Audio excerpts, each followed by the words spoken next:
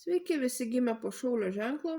Pasižiūrėkime laikotarpį nuo kovo 17 iki 23, kas jūsų laukia. Savaitės perspektyvos,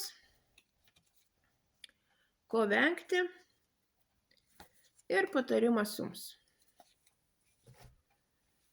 Perspektyvos.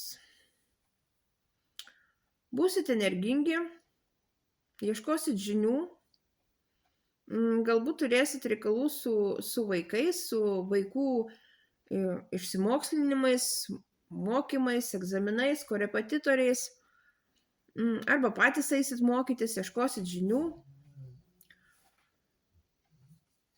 ko vengti. Venkite užmigimo ant laurų ir užsistovėjimo, nenorėjimo judėti į priekį, nenorėjimo tobulėti, ieškoti kažko naujo, kažko geresnio nei dabar turit.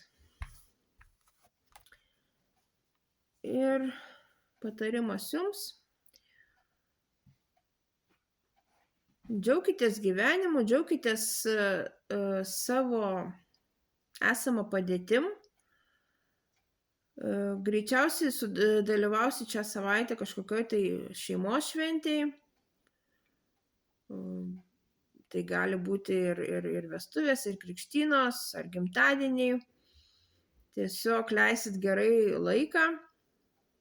Greičiausiai važiuosit aplankyti savo giminaičių ir laiką leisite gamtoje.